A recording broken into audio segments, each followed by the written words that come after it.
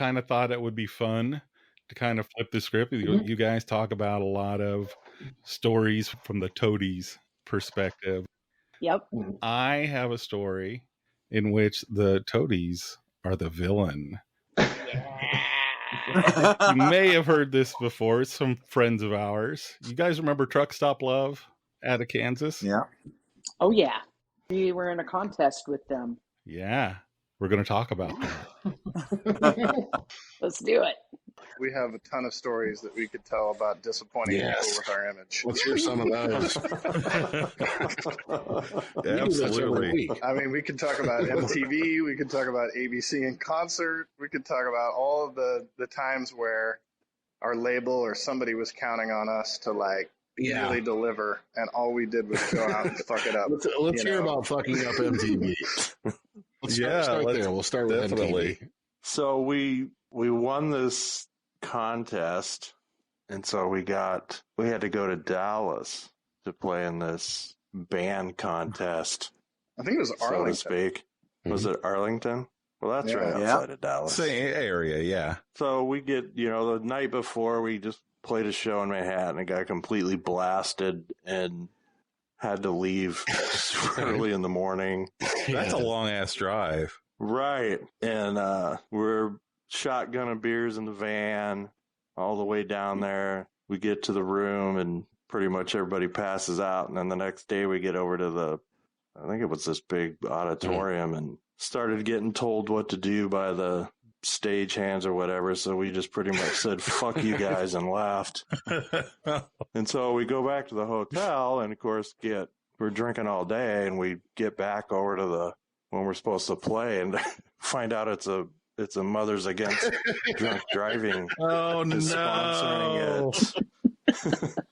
We didn't drive. No, we had a sober driver. Someone was driving us, yeah. But we pulled up in the van and we opened up the side door of the van, and all these beer cans come crashing out. And there's literally two cars smashed against each other in some sort of statue out front to show you what happens. I'm sure those mothers are against drinking in general. I mean, yeah, they don't like drunk driving, but. No, I mean, yeah, it would have been nice if someone would have told us that, but we were just doing our thing. Well, you would just think anybody putting something together with any kind of musician, you might check first. Yeah. So what happened? Well, we had a huge, Rich has hit on something kind of normal for Truck Stop Love, which is the huge chip on our shoulder. And being from Manhattan, even in Kansas, it's not the cool city. And so when we went out of town, we had an even bigger chip. And, we got there and they were like, you have these rules, and the curtain opens here and you have to stand here. And when this band is on, you have to be ready and blah, blah, blah. Except there was another band that was on that bill that was fourth, and they were not having to follow those rules. There were 4 bands, but 3 of us were being briefed and being yelled at all day. And then they said the 4th band is going to show up later because they're recording a demo for a major label right now, and they can't be bothered with you guys, and they're just going to show up last, and they're going to play. They were called the Toadies. Oh, really? So, we were actually friends. No, it's great. Yeah, we didn't meet them that night. I'm sure they're really nice people. If I was them, I would have come in and played the show and left, just like they did, because it was a jackass. But from our perspective, they were fated to win anyway. Right. Of course they won, right? So it's whatever. We just assumed, this is even more rigged. But we got hammed, and we were pissing on the stage, and we were when the curtains closed, we were literally turned around and pissed on the stage because we were so mad. And then all of our friends came up front to rock out, and they kicked them out, and they said you have to go back and sit down in your seats. And so we were pissed, and we took our shirts off, and we turned it up as loud as we could, and Matt put his guitar on stage. And it was just a shit show, but we had so much fun pissing them off. No, I mean, it's one of our first guests was Lisa Umbarger, the bassist from the Toadies. Oh yeah, she would have been in the band then. That was the original lineup. I know Chuck Mooney and maybe Chuck Mooney, Matt Winchell. Yeah, trust me, they'd find it funny. Oh, no, they would. I'm sure if they heard our side of the story, they would be right there. They will. Yeah, They will. I promise they'll listen. That's awesome. Well, maybe I don't know if they're going to recognize this, but we can tell you, hey, Toadies, it was called MTV's Rockin Campus Bash. That's right. All right. Yep. And we ended up hanging out with Steve Isaacs, the VJ, all night because he was like, "You guys remind me of my friends. You guys have a drinking problem." Yeah. Well, isn't it funny how, like, you know, in every band's journey, they have like this, you know, these set of stories that they tell themselves that kind of reinforce who they are. And the Toadies probably had no idea that, like, in our little dumb band story, that they, like, were mythologized in this way of, you know, the band that came in, didn't have to follow the rules, won the competition, and then scored a major label deal. Right. So they were the villain. Yeah, right, and she's telling us stories about like getting fucked around by Bush Same thing. when she's on the road with them. Shit rolls downhill. I'd love to hear that. Different levels. Downhill. But I mean, you know, we were all in the same. We were all in the same deal, you know, touring in the van and making no money and sleeping on the floor. So it's impossible to like hold a grudge against anybody for stupid shit like that. But it is a pretty funny story. So, American Rich. so this is pretty funny because we weren't recording demos for a major label that day. It was like out of pocket, and we had studio time set up that we paid for. And we didn't really want to do this contest. Someone entered us in this contest. Yeah. Do you remember this, Charles? No, I do. Someone that we don't know entered us in this contest. And till this day, we still don't know who entered us in this stupid contest. Yeah.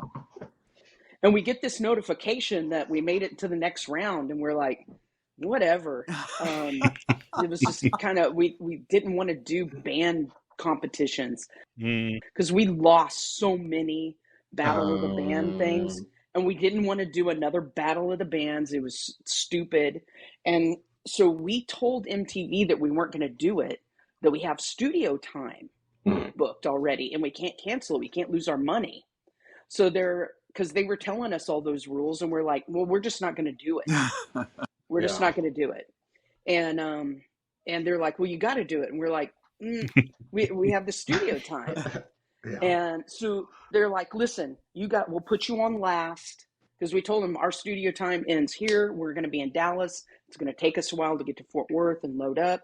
And they said, we'll put you on last, and you're going to have to go on right when you get there. So we had to break down everything when we got done with the studio, race over there as fast as we could, throw everything. I mean, we got there and they're like, come on, and throwing our shit on the stage.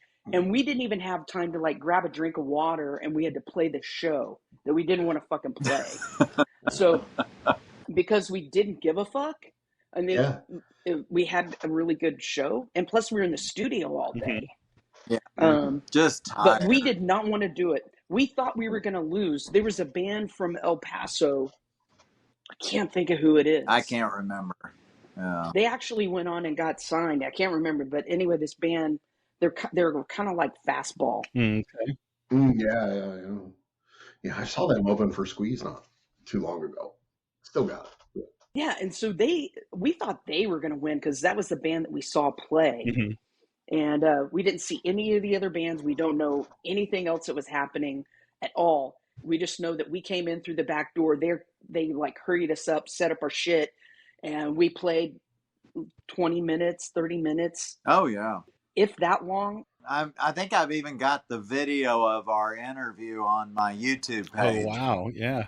But, we played, they threw us down, and they made us do this interview with some long-haired doofus. That's that Isaac guy. Yeah. And, he seemed all right, but, yeah, it was just, our heads were spinning from just having a full day of shit. And we were a little pissed because we didn't want to be there. I want to like track down all the other bands that were at this now and like get their story, because like your story is so widely different and they're both totally accurate stories, but there's such very different perspectives on the whole thing. Yeah. We kept trying to back out. Yeah. And that's one we actually won. So they were right. Yeah. And then wasn't that the one where we ended up going to Daytona Beach? And right. So we won, and I cried because I was like, what? This is the first time we've ever won anything. And I seriously cried. I was like, what the fuck is going on? Because I thought we were going to go play the show, and it's like, okay, we're done. And I was wanting to head out and get something to eat. Yeah. And we hung around and we won. And we got to hang out with Pauly Shore. Yeah. Right on. They gave us Rockin Campus Bash shirts. Oh, yeah. Oh, cool. And we went to Daytona, and they put us up in a really nice hotel. We got to see the LA Guns play. Yeah. Back with Stacy and all that. Yeah. Then we played a contest there from everybody in the United States, and we lost to a Metallica cover band. Yeah. Oh.